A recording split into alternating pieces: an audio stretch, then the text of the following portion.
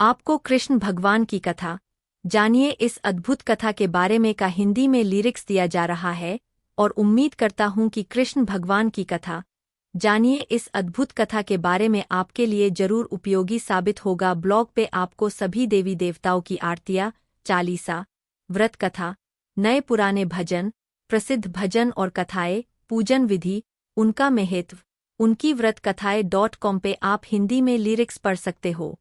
कृष्ण भगवान की कथा। कृष्ण भगवान की कथा एक आध्यात्मिक बात है जो हिंदू धर्म के अनुयायियों के लिए बहुत महत्वपूर्ण है। इस कथा में कृष्ण भगवान के जीवन के विभिन्न पहलुओं का वर्णन किया गया है। इसमें उनके बाल्यकाल से लेकर उनके विवाह तक के घटनाक्रम शामिल है। कृष्ण भगवान की कथा में उनके जीवन के अनेक महत्वपूर्ण संदर्भ दिए गए हैं जो आध्यात्मिक जीवन में महत्वपूर्ण होते हैं। इस कथा में उनके दूसरे विश्वरूप और भगवद गीता के उपदेशों का भी वर्णन है। इसके अलावा कृष्ण भगवान की कथा में उनके लीलाओं और उनके भक्तों के अनुभवों का भी वर्णन है। श्री कृष्ण की जन्म कथा। श्री कृष्ण की जन्म कथा भगवान विष्णु के 8वें अवतार के रूप में जानी जाती है। इसके अनुसार श्री कृष्ण का जन्म संसार के अत्यंत पवित्र स्थान मथुरा में हुआ था। श्री कृष्ण के माता-पिता वासुदेव और देवकी थे। उनके जन्म से पहले उनकी मां देवकी के भाई कंस ने एक भविष्यवाणी सुनी थी कि उसके द्वारा मारे जाने वाला बच्चा उसकी बहन देवकी का होगा।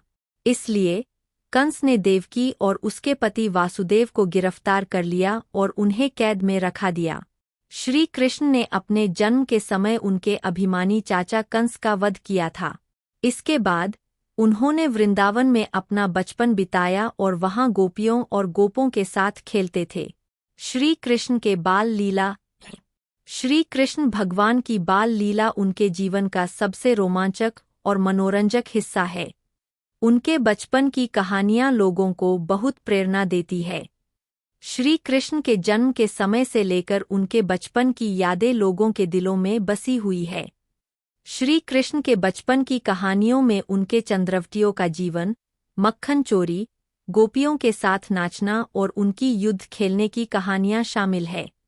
उनके बचपन की यादें लोगों को दिलचस्प लगती है और उन्हें श्री कृष्ण के प्रति अधिक आकर्षित करती है।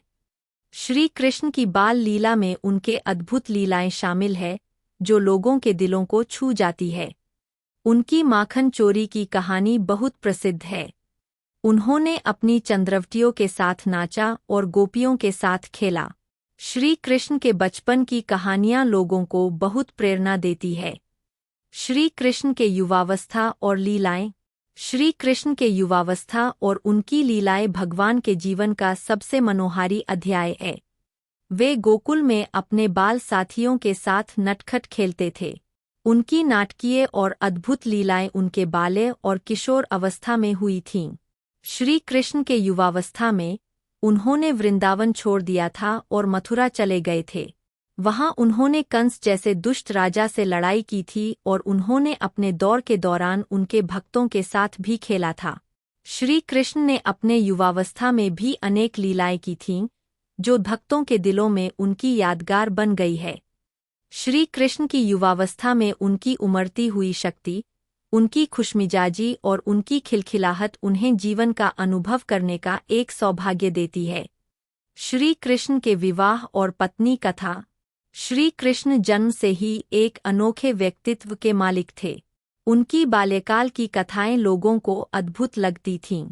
श्री कृष्ण ने अपने जीवन के विभिन्न अवसरों पर अपनी अद्भुत कलाओं का प्रदर्शन किया। श्री कृष्ण के विवाह की कथा भी उनके जीवन का एक अहम अंग है। श्री कृष्ण के विवाह की घटना में उनकी अनेक पत्नियों की भी उपस्थिति थी। श्री कृष्ण के विवाह की कथा भगवान के भक्तों के बीच बहुत लोकप्रिय है। श्री कृष्ण का विवाह रुक्मिणी से हुआ था। रुक्मिणी राजा भीष्मक की बेटी थीं। श्री कृष्ण ने रुक्मिणी को बगीचे में भेजा था। रुक्मिणी ने श्री कृष्ण के साथ भाग जाने का फैसला किया था। श्री कृष्ण ने रुक्मिणी को अपनी पत्नी बनाया। श्री कृष्ण के जीवन के महत्वपूर्ण घटनाक्रम। श्री कृष्ण भगवान के जीवन में कई महत्वपूर्ण घटनाक्रम हुए जो उनके चरित्र और व्यक्तित्व को बेहतर ढंग से समझने में मदद करते हैं। इनमें से कुछ निम्नलिखित है। श्री कृष्ण का जन्म, माखन चोरी, कालिंदी नदी पार करना, गोपियों को रास लीला दिखाना, कंस वध, गीतों का उपदेश देना, अर्जुन को भगवद गीता का उपदेश देना, कृष्ण जी के भजन मधुर भजन। श्री कृष्ण का जन्म वृषणी वंश के राजा वसुदेव और उनकी पत्नी देवकी के घर हुआ था। उनका जन्म जन्माष्टमी के दिन हुआ था। माखन चोरी के बारे में भी बहुत सुना जाता है। श्री कृष्ण बचपन से ही एक शरारती बच्चे थे। वे अपनी माँ यशोदा के साथ रहते थे। श्री कृष्ण के जीवन में गोपियों के साथ रास लीला दिखाना भी एक महत्वपूर्ण घटना है। इस घटना में श्री कृष्ण ने गोपियों के साथ नृत्य किया था। यह घटना उनकी अनंत लीलाओं में से एक है। श्री कृष्ण ने कंस वध करके माता और पिता का सम्मान बचाया था। उन्होंने अर्जुन को भगवद गीता का उपदेश दिया था जो आज भी लोगों को जीवन के मार्गदर्शन के लिए प्रेरित करता है। श्री कृष्ण की मृत्यु कथा। श्री कृष्ण की मृत्यु कथा भगवान के जीवन के एक महत्वपूर्ण घटना है। श्री कृष्ण के जीवन का अंत उनके द्वारा उठाए गए एक बाण से हुआ था। श्री कृष्ण वृषणियों के साथ खेलते हुए एक दिन एक तीर उनके पैर में लग गया। श्री कृष्ण को बहुत दर्द हुआ और उन्होंने अपने पैर को एक चौड़े वृक्ष के नीचे रख दिया। वह उस वृक्ष के ऊपर चढ़ गए ताकि उन्हें अपने दोस्तों को बता सकें कि उनके पैर में तीर लग गया है। श्री कृष्ण ने अपने दोस्तों से कहा कि उन्हें अपने पैर से तीर निकालने की जरूरत है। उनके दोस्तों ने उन्हें दवा दी, लेकिन यह उनके दर्द को नहीं कम कर सकी। श्री कृष्ण की मृत्यु कथा इसलिए भी महत्वपूर्ण है क्योंकि उसने अपने जीवन के अंत में अपने भक्तों को उनकी भूमिका याद दिलाई। उन्होंने यह समझाया कि हम सभी इस धरती पर अपनी भूमिका निभा रहे हैं और किसी भी हालत में अपने कर्तव्यों से पल्ला झाड़ना नहीं चाहिए। संक्षिप्त समाप्ति, संक्षिप्तीकरण। इस लेख का अंत आ गया है। इस लेख में कृष्ण भगवान की कथा के बारे में विस्तार से वर्णन किया गया है। इस लेख से आपको कृष्ण भगवान की उपासना का महत्व समझ में आया होगा। कृष्ण भगवान की कथा एक बहुत ही रोमांचक और शिक्षाप्रद कथा है। इस कथा से हमें यह सीख मिलती है कि अगर हम भगवान के नाम पर उनकी उपासना करें और उनके भक्त बने, तो हमारी जिंदगी में सभी समस्याओं का समाधान हो सकता है। इस कथा को सुनने से हमें यह भी पता चलता है कि कृष्ण भगवान एक ऐसे देवता है जो हमेशा हमारे साथ होते हैं और हमें सहायता करते हैं। इसलिए भगवान के नाम पर उनकी उपासना करना हमारे जीवन के लिए बहुत ही महत्वपूर्ण होता है।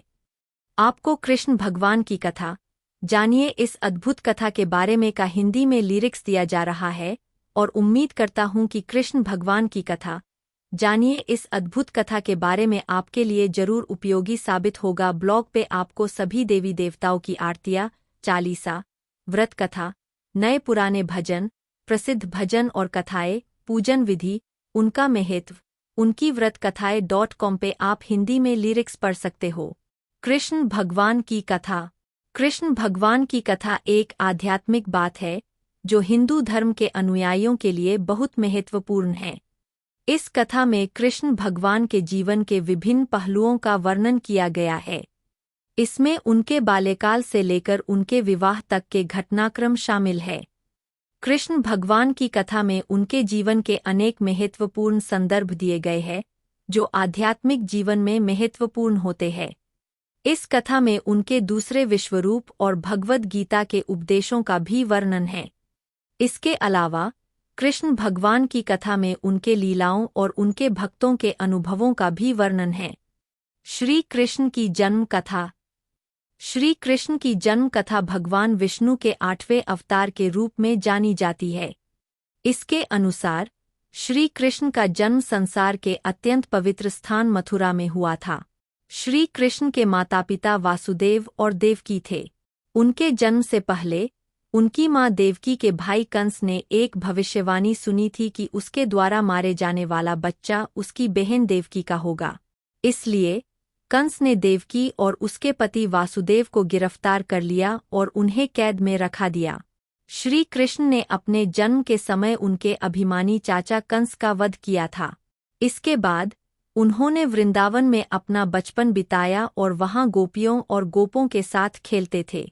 श्री कृष्ण के बाल लीला। श्री कृष्ण भगवान की बाल लीला उनके जीवन का सबसे रोमांचक और मनोरंजक हिस्सा है। उनके बचपन की कहानियां लोगों को बहुत प्रेरणा देती है। श्री कृष्ण के जन्म के समय से लेकर उनके बचपन की यादें लोगों के दिलों में बसी हुई है। श्री कृष्ण के बचपन की कहानियों में उनके चंद्रवतियों का जीवन, मक्खन चोरी, गोपियों के साथ नाचना और उनकी युद्ध खेलने की कहानियां शामिल है। उनके बचपन की यादें लोगों को दिलचस्प लगती है और उन्हें श्री कृष्ण के प्रति अधिक आकर्षित करती है। श्री कृष्ण की बाल लीला में उनके अद्भुत लीलाएं शामिल है जो लोगों के दिलों को छू जाती है। उनकी माखन चोरी की कहानी बहुत प्रसिद्ध है। उन्होंने अपनी चंद्रवतियों के साथ नाचा और गोपियों के साथ खेला। श्री कृष्ण के बचपन की कहानियां लोगों को बहुत प्रेरणा देती है। श्री कृष्ण के युवावस्था और लीलाएं। श्री कृष्ण के युवावस्था और उनकी लीलाएं भगवान के जीवन का सबसे मनोहारी अध्याय है। वे गोकुल में अपने बाल साथियों के साथ नटखट खेलते थे। उनकी नाटकीय और अद्भुत लीलाएं उनके बाल्य और किशोर अवस्था में हुई थीं। श्री कृष्ण के युवावस्था में उन्होंने वृंदावन छोड़ दिया था और मथुरा चले गए थे। वहां उन्होंने कंस जैसे दुष्ट राजा से लड़ाई की थी और उन्होंने अपने दौर के दौरान उनके भक्तों के साथ भी खेला था। श्री कृष्ण ने अपने युवावस्था में भी अनेक लीलाएं की थीं, जो भक्तों के दिलों में उनकी यादगार बन गई है। श्री कृष्ण की युवावस्था में उनकी उमड़ती हुई शक्ति, उनकी खुशमिजाजी और उनकी खिलखिलाहट उन्हें जीवन का अनुभव करने का एक सौभाग्य देती है। श्री कृष्ण के विवाह और पत्नी कथा। श्री कृष्ण जन्म से ही एक अनोखे व्यक्तित्व के मालिक थे। उनकी बाल्यकाल की कथाएं लोगों को अद्भुत लगती थीं। श्री कृष्ण ने अपने जीवन के विभिन्न अवसरों पर अपनी अद्भुत कलाओं का प्रदर्शन किया। श्री कृष्ण के विवाह की कथा भी उनके जीवन का एक अहम अंग है। श्री कृष्ण के विवाह की घटना में उनकी अनेक पत्नियों की भी उपस्थिति थी। श्री कृष्ण के विवाह की कथा भगवान के भक्तों के बीच बहुत लोकप्रिय है। श्री कृष्ण का विवाह रुक्मिणी से हुआ था। रुक्मिणी राजा भीष्मक की बेटी थीं। श्री कृष्ण ने रुक्मिणी को बगीचे में भेजा था। रुक्मिणी ने श्री कृष्ण के साथ भाग जाने का फैसला किया था। श्री कृष्ण ने रुक्मिणी को अपनी पत्नी बनाया। श्री कृष्ण के जीवन के महत्वपूर्ण घटनाक्रम। श्री कृष्ण भगवान के जीवन में कई महत्वपूर्ण घटनाक्रम हुए जो उनके चरित्र और व्यक्तित्व को बेहतर ढंग से समझने में मदद करते हैं। इनमें से कुछ निम्नलिखित है। श्री कृष्ण का जन्म, माखन चोरी, कालिंदी नदी पार करना, गोपियों को रास लीला दिखाना, कंस वध, गीतों का उपदेश देना। कंस ने देवकी और वासुदेव को कैद कर लिया और अपने सैनिकों को कक्ष की रक्षा करने का आदेश दिया। जब भी देवकी बच्चे को जन्म देती, कंस दंपत्ति के पास जाता और उनके बच्चे को ले जाता। वह उसे दीवार पर पटक कर मार डालेगा। जब देवकी 7वीं बार गर्भवती हुई तो चमत्कारिक ढंग से भ्रूण को वृंदावन में रोहिणी के गर्भ में स्थानांतरित कर दिया गया। कंस को बताया गया कि यह मृत प्रसव था। देवकी और वासुदेव की 8वीं संतान कृष्ण का जन्म आधी रात को हुआ था। इस खास दिन को अब जन्माष्टमी के रूप में मनाया जाता है। सीख, अगर आप अपनी बात कहते हैं तो उसे निभाएं। जैसे ही कृष्ण का जन्म हुआ, देवकी और वासुदेव की कोठरी के रक्षक गहरी नींद में चले गए और ताले खुल गए। कृष्ण का पालन गृह। बालक कृष्ण को एक विकर की टोकरी में रखकर वासुदेव गोकुल के लिए रवाना हो गए। जब वह यमुना नदी के पास पहुंचा तो उसने देखा कि भारी बारिश के कारण उसमें बाढ़ आ गई है। लेकिन उन्हें कृष्ण की जान तो बचानी ही थी, इसलिए अपनी जान की परवाह किए बिना वासुदेव ने नदी पार करना शुरू कर दिया। उनके हर कदम के साथ पानी कम हो गया और भगवान विष्णु के सर्प आदिशेष ने शिशु कृष्ण को बारिश से बचाया। विज्ञापन। जब कृष्ण नंद के घर पहुँचे तो उन्होंने देखा कि उनकी पत्नी यशोदा ने एक बच्ची को जन्म दिया है। धीरे धीरे उसने बच्चे को उठाया और उसके स्थान पर कृष्ण को बिठा दिया। फिर वह बच्चे को लेकर जेल लौट आया। देवकी और वासुदेव को आशा थी कि कंस बच्ची को छोड़ देगा, क्योंकि भविष्यवाणी में देवकी के 8वें पुत्र का उल्लेख किया गया था। लेकिन कंस को इसकी कोई परवाह नहीं थी। उसने बच्चे को उनके हाथों से छीन लिया और उसे एक दीवार पर पटक दिया।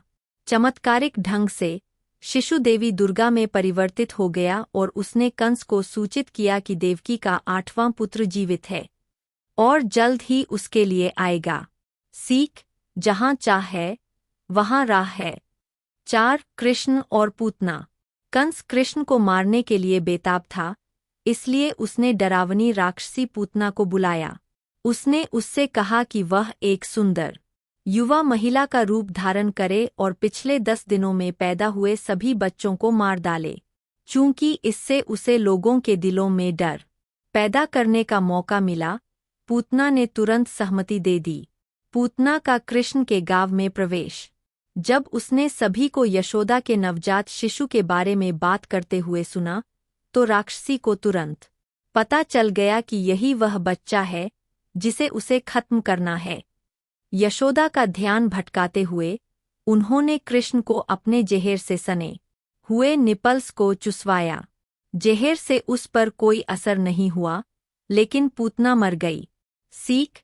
कभी भी किसी व्यक्ति या जानवर को जानबूझकर चोट नहीं पहुंचानी चाहिए। अंततः आपको इसकी कीमत चुकानी पड़ेगी। 5. कृष्ण का मक्खन प्रेम। कृष्ण को माखन खाना बहुत पसंद था। जैसे जैसे वे बड़े हुए, कृष्ण ने अपने और पड़ोसियों के घर से मक्खन चुराना शुरू कर दिया। यशोदा ने मक्खन लटका दिया ताकि कृष्ण उस तक न पहुंच सकें। धीरे धीरे अन्य गोपियों ने भी इसका अनुसरण किया। मक्खन के प्रति कृष्ण का प्रेम। कृष्ण और उनके मित्र आसानी से हार मानने वालों में से नहीं थे। उन्होंने इसका समाधान निकाला। अगली बार जब उन्होंने मक्खन के लिए एक घर पर छापा मारा, तो कृष्ण ने अपने दोस्तों से एक मानव पिरामिड बनवाया। वह ऊपर पहुंचा और मक्खन की मटकी फोड़ दी। सखियों ने इसका स्वाद लिया। गोपियों को बहुत गुस्सा और निराशा हुई। विज्ञापन। सीख। समस्या पर नहीं, समाधान पर ध्यान दें। 6. नलकुवारा और मणिग्रीव। यशोदा कृष्ण की हरकतों से इतनी तंग आ गई थीं कि एक दिन उन्होंने उन्हें ओखली से बांध दिया। खुद को मुक्त करने के लिए कृष्ण अपने आंगन में 2 पेड़ों के पास रेंग गए। फिर वह पेड़ों के बीच से रेंगते हुए आगे बढ़ा। गैप में मोर्टार फंस गया। इसका फायदा उठाकर कृष्ण ने अपनी पूरी ताकत से रस्सी को खींच लिया। पेड़ टूटकर गिरने लगे और 2 देवता नलकुवारा और मणिग्रीव प्रकट हुए। कृष्ण ने उन्हें श्राप से मुक्त कर दिया था। नैतिक चमत्कारों में विश्वास करो, वे घटित होते हैं। 7. कृष्ण के मुंह के अंदर क्या है। एक बार जब कृष्ण और बलराम खेल रहे थे, तो भगवान विष्णु के अवतार ने उनके मुंह में मुट्ठी भर मिट्टी भर दी। जब कृष्ण के दोस्तों ने उनकी मां से शिकायत की, यशोदा दौड़कर उसके पास गईं और मुंह खोलने के लिए कहा। पहले तो उन्होंने मना कर दिया, लेकिन जब यशोदा ने उन्हें कठोर दृष्टि से देखा, तो कृष्ण को बाध्य होना पड़ा। यशोदा ने जो देखा वह मिट्टी नहीं बल्कि पूरा ब्रह्मांड था। तभी उसे एहसास हुआ कि कृष्ण भेष में भगवान थे। कृष्ण और कालिया। हर दिन कृष्ण अपनी गायों को नदी के किनारे चराने के लिए ले जाते थे। नदी का पानी पीने से अचानक गायें मरने लगीं। अपनी दिव्य शक्ति से कृष्ण को एहसास हुआ कि 10 सिर वाला कालिया नाग अपने जहर से पानी को जहरीला बना रहा था। कृष्ण और कालिया। वह कालिया से भिड़ गया और उसे रुकने के लिए कहा, लेकिन जिद्दी नाग नहीं माना।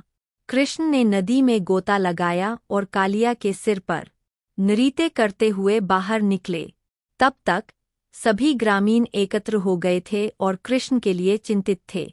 धीरे धीरे भगवान और अधिक भारी हो गए, जब तक कि सांप उनका वजन सहन नहीं कर सका। कालिया की पत्नियों ने कृष्ण से रुकने की विनती की और वे कभी न लौटने के लिए नदी छोड़कर चली गईं। शिक्षा: शांति युद्ध से बेहतर है। 9 कृष्ण और अरिष्टासुर। एक दिन एक विशाल बैल वृंदावन में आया और ग्रामीणों पर हमला करना शुरू कर दिया। कोई नहीं जानता था कि यह कहाँ से आया है। हर कोई अपनी जान बचाने के लिए इधर-उधर भागने लगा। वे सहायता के लिए कृष्ण के पास गए। विज्ञापन: जब कृष्ण ने बैल का सामना किया तो उन्हें एहसास हुआ कि यह अरिष्टासुर नामक राक्षस के पास था। कृष्ण बैल से निपटने और उसके सींगों को छेदने में कामयाब रहे। अंत में राक्षस ने बैल का शरीर छोड़ दिया और भगवान को प्रणाम किया। उन्होंने कहा कि वह भगवान बृहस्पति के शिष्य थे और उन्हें बैल बनने का श्राप मिला था क्योंकि उन्होंने अपने गुरु का अनादर किया था। सीख: हमेशा अपने शिक्षक का सम्मान करें। 10 कृष्ण और केशी। कृष्ण द्वारा राक्षस अरिष्टासुर को पराजित करने के बाद दिव्य ऋषि नारद ने कंस को सूचित किया कि कृष्ण बहुत जीवित है और उन्हें मार डालेंगे। क्रोध से क्रोधित होकर कंस ने राक्षस केशी को बुलाया और उसे बालक को मारने की आज्ञा दी। केशी ने एक भयानक घोड़े का रूप धारण किया और वृंदावन के निवासियों को आतंकित करना शुरू कर दिया। कृष्ण समझ गए कि राक्षस उन्हें युद्ध के लिए ललकार रहा है। उसने घोड़े का सामना किया। युवा बालक को देखते ही घोड़ा उस पर झपट पड़ा। हालांकि कृष्ण ने घोड़े का एक पैर पकड़ लिया और उसे 100 गज दूर फेंक दिया। जब केशी को होश आया तो उसने मुंह खोलकर कृष्ण पर हमला कर दिया। भगवान ने अपना बायां हाथ घोड़े के मुंह में डाल दिया, जिससे उसके दांत टूटकर गिर गए। फिर हाथ फुलाकर उसे मार डाला। वह केशी का अंत था। नैतिक: अपने डर का सामना करें। 11 कृष्ण और भगवान ब्रह्मा। एक बार भगवान ब्रह्मा ने कृष्ण की शक्तियों का परीक्षण करने का निर्णय लिया। इसलिए उन्होंने वृंदावन के सभी बच्चों और बछड़ों को ब्रह्मा लोक में छिपा दिया। ब्रह्मा के कृत्य से कृष्ण नाखुश थे और उन्होंने उन्हें सबक सिखाने का फैसला किया। उसने अपने सभी मित्रों और बछड़ों का रूप धारण किया और उनके घर चला गया। कोई फर्क भी नहीं बता सका। जब ब्रह्मा ने वृंदावन की स्थिति की जांच करने का निर्णय लिया तो वे सभी बच्चों और बछड़ों को देखकर आश्चर्यचकित रह गए। भगवान ब्रह्मा को तुरंत अपनी गलती का एहसास हुआ और उन्होंने कृष्ण से क्षमा मांगी। शिक्षा: जैसा बोओगे वैसा ही काटोगे। 12 कृष्ण और गोवर्धन। वृंदावन के निवासियों के बीच वर्षा के देवता इंद्र की पूजा करना एक अनुष्ठान था। एक बार जब तैयारियां जोरों पर थीं, कृष्ण ने सुझाव दिया कि ग्रामीणों को गोवर्धन पर्वत की पूजा करनी चाहिए। उन्होंने सहमति व्यक्त की और पहाड़ी की पूजा करना शुरू कर दिया। इससे इंद्र बहुत क्रोधित हुए और उन्होंने अपने वर्षा वाले बादलों को गांव पर छोड़ दिया। इसने कई दिनों तक कुत्तों और बिल्लियों को परेशान किया और सभी ने कृष्ण से मदद मांगी। अपने भक्तों की दुर्दशा न देख पाने के कारण भगवान ने अपनी छोटी उंगली से गोवर्धन को उठा लिया। उन्होंने ग्रामीणों को पहाड़ी के नीचे शरण लेने के लिए कहा और 7 रातों तक उसी स्थिति में खड़े रहे। इंद्र को अपनी गलती का एहसास हुआ और उन्होंने कृष्ण से माफी मांगी। सीख: यदि आप कर सकते हैं तो हमेशा किसी जरूरतमंद की मदद करें। 13 कृष्ण और अघासुर। एक बार कृष्ण और उनके दोस्त पास के जंगल में पिकनिक पर निकले। जब वे आनंद ले रहे थे, अघासुर, जो पूतना का भाई था, उस स्थान पर प्रकट हुआ। उसे कंस ने कृष्ण को मारने के लिए भेजा था। राक्षस ने अजगर का रूप धारण कर लिया और खुद को गुफा की सुंदरता से मोहित होकर चरवाहे लड़के उसमें प्रवेश कर गए। कृष्ण जानते थे कि यह अघासुर है और उन्होंने अपने दोस्तों को चेतावनी देने की कोशिश की, लेकिन वे सुनने के मूड में नहीं थे। एक बार कृष्ण के उसके मुंह में प्रवेश करने के बाद राक्षस ने अपना मुंह बंद करने की योजना बनाई। अपने मित्रों को बचाने के लिए कृष्ण ने गुफा में प्रवेश किया और अपना विस्तार किया। इससे राक्षस का दम घुट गया और उसकी मृत्यु हो गई। सीख: अच्छी सलाह आपको अच्छे काम में मदद करेगी। 14. कृष्ण ने कंस का वध किया। कंस कृष्ण को मारने की कोशिश कर रहा था लेकिन व्यर्थ।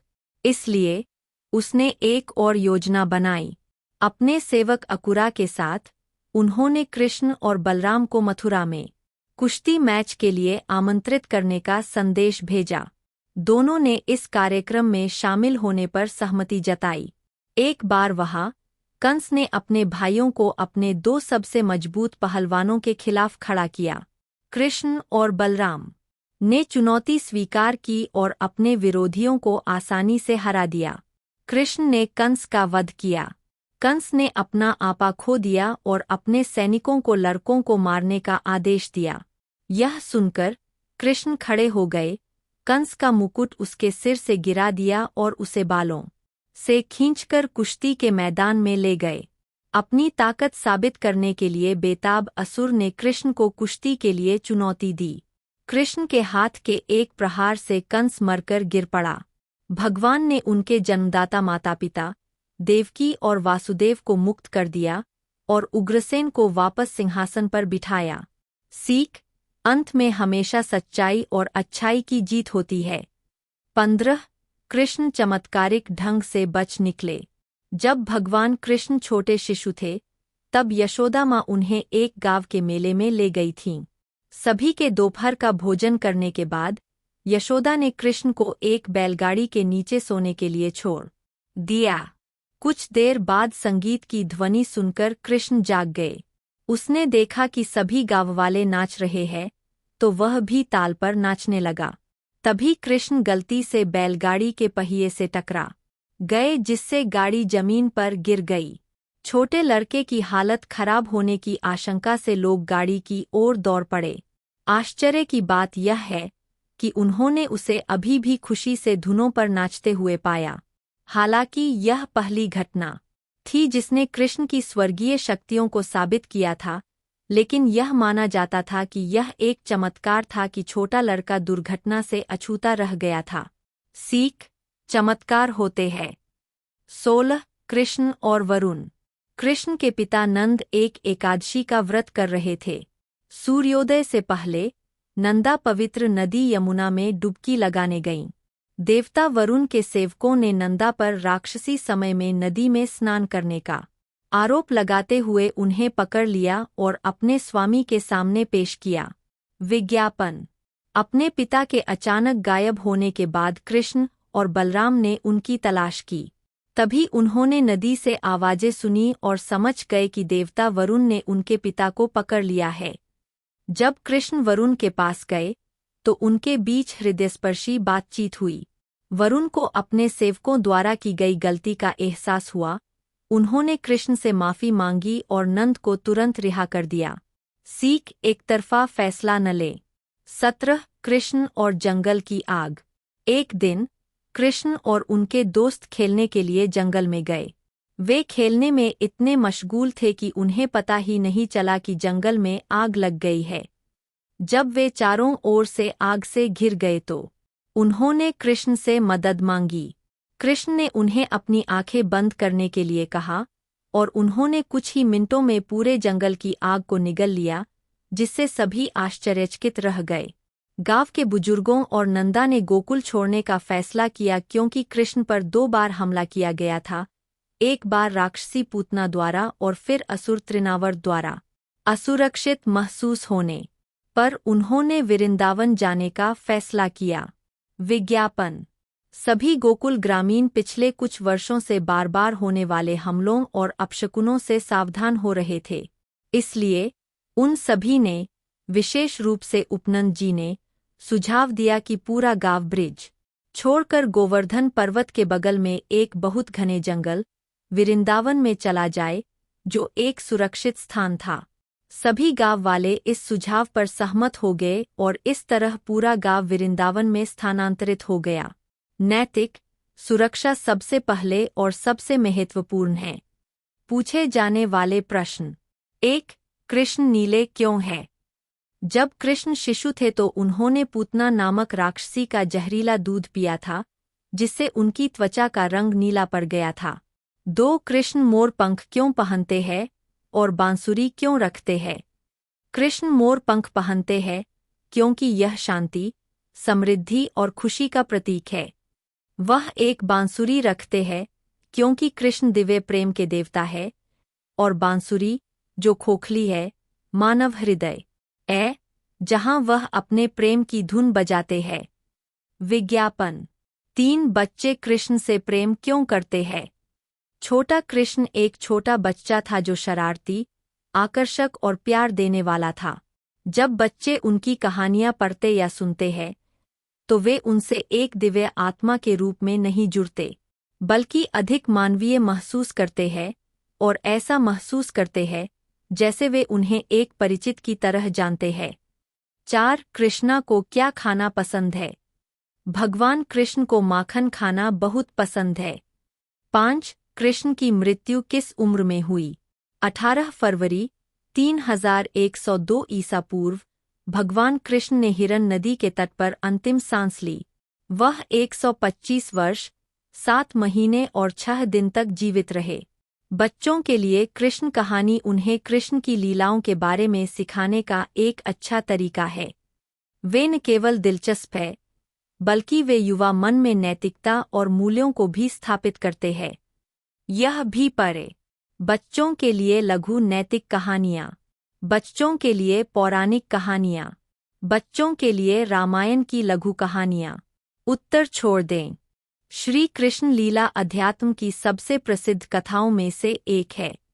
कृष्ण को लोग बिल्कुल अलग अलग रूपों में देखते थे। आइए पढ़ते हैं कृष्ण की कहानियाँ और जानते हैं कि दुर्योधन, शकुनी और शिखंडी जैसे लोग उनके बारे में क्या कहते थे। साथ ही जानते हैं उनकी कुछ लीलाएं। Drawing of Krishna with flute in orange color by Isha. Article August 25, 2016. सद्गुरु कृष्ण इतने बहुआयामी हैं कि उनके आसपास रहने वाले लोगों ने उन्हें बिल्कुल अलग-अलग रूप में देखा था। आइए जानते हैं कि दुर्योधन, शकुनी और शिखंडी जैसे लोग उनके बारे में क्या कहते थे। साथ ही जानते हैं उनकी कुछ लीलाएं। कृष्ण एक बहुत नटखट बच्चे हैं। वे एक बांसुरी वादक है और बहुत अच्छा नाचते भी है। वे अपने दुश्मनों के लिए भयंकर योद्धा है। कृष्ण एक ऐसे अवतार है जिनसे प्रेम करने वाले हर घर में मौजूद है। वे एक चतुर राजनेता और महायोगी भी है। वो एक सज्जन पुरुष है और ऐसे अवतार है जो जीवन के हर रंग को अपने भीतर समाये हुए है। जानते हैं उनके आसपास के लोग उन्हें किस रूप में देखते थे। 1. कृष्ण के बारे में दुर्योधन, शकुनी और अन्य की राय। दुर्योधन। कृष्ण को अलग-अलग लोगों ने अलग-अलग तरीकों से देखा और अनुभव किया है। इसे समझने के लिए दुर्योधन का उदाहरण लेते हैं। वह अपनी पूरी जिंदगी एक खास तरह की स्थितियों से घिरा रहा। इतिहास उसे एक ऐसे शख्स की तरह देखता है जो बहुत ही गुस्सैल, लालची और असुरक्षित था। वह हमेशा सबसे ईर्ष्या करता रहा और सबका बुरा चाहता रहा। अपनी ईर्ष्या और लालच में उसने जो भी काम किए, वे उसके और उसके कुल के विनाश की वजह बन गए। ऐसा दुर्योधन कृष्ण के बारे में कहता है। कृष्ण एक बहुत ही आवारा और मूढ़ व्यक्ति है, जिसके चेहरे पर हमेशा एक शरारती मुस्कान रहती है। वह खा सकता है, पी सकता है, गा सकता है, प्रेम कर सकता है, झगड़ा कर सकता है, बड़े उम्र की महिलाओं के साथ वह गप्पे मार सकता है और छोटे बच्चों के साथ खेल भी सकता है। ऐसे में कौन कहता है कि वह ईश्वर है? शकुनी। महाभारत का ही एक और चरित्र है शकुनी। शकुनी को कपट और धोखेबाजी का प्रतीक माना जाता है। वह कहता है, अगर हम मान लें कि वह भगवान है, तो इससे क्या फर्क पड़ता है? आखिर भगवान कर क्या सकता है? भगवान बस अपने उन भक्तों को खुश कर सकता है जो उसकी पूजा करते हैं और उसे प्रसन्न रखते हैं। होने दो उसे भगवान, लेकिन मैं तो उसे बिल्कुल पसंद नहीं करता। जब आप किसी को बिल्कुल पसंद नहीं करते, तब भी आपको उसकी प्रशंसा करनी चाहिए। राधा। कृष्ण की बचपन की सखी और प्रेमिका राधे उनको बिल्कुल अलग तरीके से देखती थी। राधा कौन थी? एक साधारण सी गांव की लड़की, जो दूध का काम करती थी। लेकिन राधा के नाम के बिना कृष्ण का नाम अधूरा माना जाता है, क्योंकि कृष्ण के प्रति उनमें अत्यंत श्रद्धा और प्रेम था। हम कृष्ण राधे कभी नहीं कहते हैं, हम कहते हैं राधे कृष्ण। एक साधारण सी गांव की लड़की इतनी महत्वपूर्ण हो गई, जितने कि स्वयं कृष्ण, और कहीं कहीं तो वे कृष्ण से भी ज्यादा महत्वपूर्ण हो गई है। कृष्ण के बारे में राधा कहती है, कृष्ण मेरे भीतर है। मैं कहीं भी रहूं, वे हमेशा मेरे साथ है। वे किसी के भी साथ रहें, तो भी वे मेरे साथ है। गरुड़ के पुत्र वेंते। गोमांतक पर्वत पर रहने वाले गरुड़ के पुत्र थे वेंते। वे किसी बीमारी की वजह से पूरी तरह अपंग हो गए थे। जब वे कृष्ण से मिले तो उनकी बीमारी पूरी तरह ठीक हो गई और वे अपने दम पर चलने लगे। वे कहते हैं, मेरे लिए तो कृष्ण भगवान है। कृष्ण के चाचा अक्रूर। कृष्ण के चाचा अक्रूर एक बुद्धिमान और सज्जन पुरुष थे। उन्होंने कृष्ण के बारे में अपनी सोच को इस तरह बताया है, इस युवा बालक को देखकर मुझे लगता है मानो सूर्य, चंद्र, तारे सब कुछ उसके चारों तरफ चक्कर काट रहे हों। जब वो बोलता है तो ऐसा लगता है मानो कोई शाश्वत और अविनाशी आवाज सुनाई दे रही हो। अगर इस संसार में आशा नाम की कोई चीज है, तो वह स्वयं कृष्ण ही है। शिखंडी। शिखंडी के बारे में तो हम सभी जानते हैं कि उसकी स्थितियां कुछ अलग तरह की थीं। बचपन से ही उन्हें काफी सताया गया था। उनकी सुनिए, वैसे तो कृष्ण ने मुझे उम्मीद की कोई किरण नहीं दिखाई है, लेकिन वह जहां भी होते हैं, आशा की एक लहर चलती है जो सबको छूती है और सबका जीवन बदल देती है। श्री कृष्ण की बचपन की कहानी। कृष्ण जन्म। वसुदेव ने अपने 8वें पुत्र को नंद और यशोदा की पुत्री के स्थान पर रख दिया और उस नन्ही बच्ची को लेकर वापस आ गए। जब कंस वहां पहुंचा तो वसुदेव और देवकी ने उसे कहा, इसे छोड़ दो, ये तो लड़की है। पर कंस नहीं माना और उसने उस बच्ची को जमीन पर पटकना चाहा। पर वो बच्ची जमीन पर नहीं गिरी, उसने एक अलग ही रूप धारण कर लिया। कृष्ण का बाल्यकाल। कृष्ण माखन चुराया करते थे और माखन ही गोप गोपियों की आजीविका थी। ऐसे में वे कृष्ण की मां से शिकायत करती थीं, पर कृष्ण मासूम बनकर उन्हें फिर से मना लेते थे। Subscribe. Get weekly updates on the latest vlogs via newsletters right in your mailbox. Full name, email address, country. Krishna की मधुर मुस्कान। कृष्ण के सांवले होने पर भी हर कोई उन पर मुग्ध था। ऐसा इसलिए था क्योंकि वे हर समय मुस्कुराते रहते थे। कृष्ण ने उठाया गोवर्धन पर्वत। गोकुल के लोगों में इंद्रोत्सव मनाने की परंपरा थी, पर कृष्ण के कहने पर उन्होंने गोपोत्सव मनाने का फैसला किया। उसी समय गोकुल में भारी वर्षा हुई और यमुना का स्तर इतना बढ़ गया कि सब कुछ डूबने लगा। ऐसे में कृष्ण सभी को गोवर्धन पर्वत की गुफाओं तक ले गए। तभी अचानक एक चमत्कार हुआ और पर्वत जमीन से ऊपर उठ गया। कृष्ण एक गुरु के रूप में। भक्ति योग का महत्व। श्रीमद् भगवद गीता के 12वें अध्याय में कृष्ण से अर्जुन ने चैतन्य के निराकार और साकार स्वरूप के अंतर के बारे में पूछा था। श्री कृष्ण बताते हैं कि निराकार की साधना कठिन है, पर भक्ति का मार्ग सरल है। वे अर्जुन को बताते हैं कि अगर वो पूरे विश्वास के साथ उनमें मन लगाए तो वो मुक्ति को प्राप्त हो जाएगा। मृत्यु के पल का महत्व। श्री कृष्ण अर्जुन को समझाते हैं कि मृत्यु के समय जो भी मनुष्य उन्हें याद करते हुए अपना शरीर त्यागता है, वे उन्हें प्राप्त हो जाता है। सद्गुरु हमें आखिरी पल पर उठने वाले विचारों का महत्व समझाते हैं और बताते हैं कि मुक्ति को पाने के लिए अंतिम समय में कैसी भीतरी स्थिति की जरूरत होती है। कृष्ण भक्तों को क्यों झेलने पड़े कष्ट। बलराम ने एक बार कृष्ण से ये प्रश्न पूछा कि तुम्हारे होते हुए हमें इतने कष्ट क्यों झेलने पड़ रहे हैं। इस पर श्री कृष्ण ने उन्हें आध्यात्मिक पथ की प्रकृति के बारे में समझाया।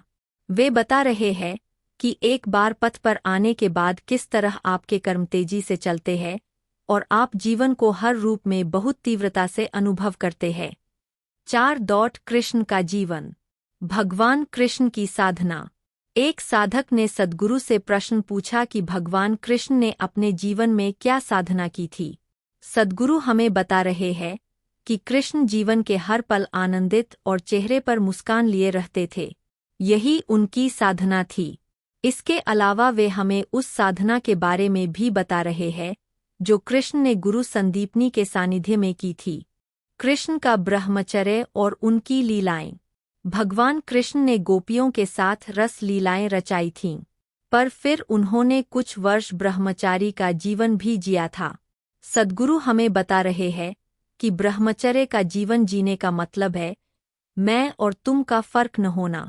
कृष्ण में ये गुण बचपन से ही था जब उन्होंने माता यशोदा को अपने मुख में पूरे ब्रह्मांड के दर्शन कराए थे। जरासंध और शिशुपाल का अंत।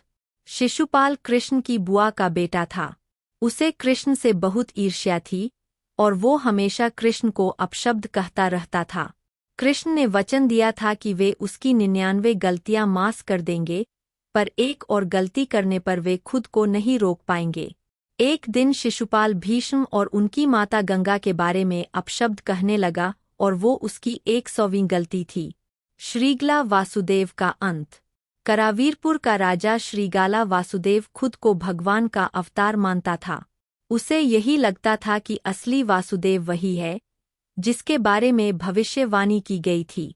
एक बार श्री कृष्ण और श्रीगला आमने सामने आए और श्रीगला ने कृष्ण पर बाण चलाने शुरू कर दिए। कृष्ण ने इशारों से उसे समझाना चाहा, पर वो नहीं माना। आखिरकार कृष्ण ने सुदर्शन चला दिया। 5. कृष्ण लीला की कहानी। कृष्ण के जीवन में महिलाएं। कृष्ण और राधे।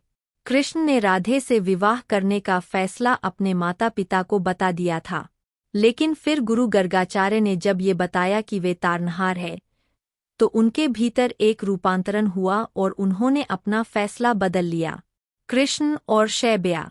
करावीरपुर के राजा श्रीगला वासुदेव को मारने के बाद कृष्ण शैब्या को अपने साथ अपनी बहन बनाकर ले गए थे, पर शैब्या कृष्ण से क्रोधित थी क्योंकि वो श्रीगला को भगवान मानती थी। श्री कृष्ण ने एक दिन उसे श्रीगला की एक मूर्ति भेंट की और उसकी पूजा करने को कहा। फिर धीरे धीरे उसमें रूपांतरण आने लगा। कृष्ण और यशोदा। जब कृष्ण छोटे बालक थे तब यशोदा के भीतर मातृत्व का प्रेमपूर्ण भाव था, लेकिन कृष्ण जब एक युवा में रूपांतरित हुए तो यशोदा भी एक गोपी की तरह उनसे जुड़ गईं। कृष्ण और रुक्मणी। रुक्मणी ने कृष्ण को तब देखा था जब वे 12 वर्ष की थीं। उसी समय रुक्मणी ने ये निर्णय कर लिया था कि वे श्री कृष्णा से ही विवाह करेंगी, लेकिन उसके घरवालों ने रुक्मणी का कहीं और विवाह करने का फैसला किया। आखिरकार कृष्ण ने उन्हें उस स्थिति से निकाला। 6. कृष्ण की कृपा।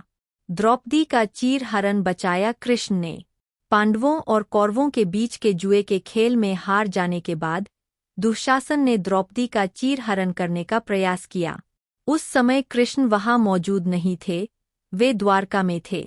सद्गुरु हमें बता रहे हैं कि अगर शिष्य दीक्षित हो तो कैसे कृपा गुरु की मौजूदगी के बिना भी काम कर सकती है। वे बताते हैं कि ऐसा जरूरी नहीं कि जिसके माध्यम से कृपा कार्य कर रही है उसे उस समय इस बात की जानकारी हो। कृष्ण का नीला रंग। कृष्ण को जहां भी चित्रित किया जाता है उन्हें नीले रंग का दर्शाया जाता है। सद्गुरु हमें बता रहे हैं कि नीला रंग कृष्ण से कैसे जुड़ा है। वे बता रहे हैं कि समस्त ब्रह्मांड को समाहित करने की उनके क्षमता के कारण उनका आभामंडल नीला हो गया था। कृष्ण की त्रिवक्रा पर कृपा। त्रिवक्रा मथुरा में रहती थी और वो किसी बीमारी की वजह से अपंग हो गई थी। उसे किसी ने बताया था कि वसुदेव पुत्र श्री कृष्ण तारनहार है और वे उसे मुक्त कर सकते हैं। सद्गुरु हमें बता रहे हैं कि कैसे त्रिवक्रा ने कृष्ण को देखते ही पहचान लिया और फिर कृष्ण ने उसके अंगों को ठीक कर दिया। क्यों झेलने पड़े कृष्ण को कष्ट? एक साधक ने प्रश्न पूछा कि अवतारी पुरुष जैसे कृष्ण और शिव भी कष्ट झेलते हैं। मनुष्यों के ऊपर कष्ट उनके प्रारब्ध की वजह से आते हैं, फिर अवतारों के जीवन में कष्ट क्यों आते हैं? सद्गुरु बता रहे हैं कि शरीर धारण करने पर वे भी भौतिक जगत के नियमों के अंतर्गत आ जाते हैं। कृष्ण भक्त मीराबाई की कथा। मीराबाई को उनकी मां ने बचपन में कृष्ण की छवि की ओर इशारा करते हुए कहा था, ये तुम्हारे पति है। उस दिन से ही मीरा ने उन्हें अपना पति मान लिया और ये भक्ति इतनी गहरी हुई कि विष का प्याला भी उन पर बेअसर हो गया। सद्गुरु हमें मीराबाई के जीवन की कथा और उनके मेरता और चित्तौड़ से वृंदावन और द्वारका के सफर के बारे में बता रहे हैं। कृष्ण की सभी कहानियां पढ़ने के लिए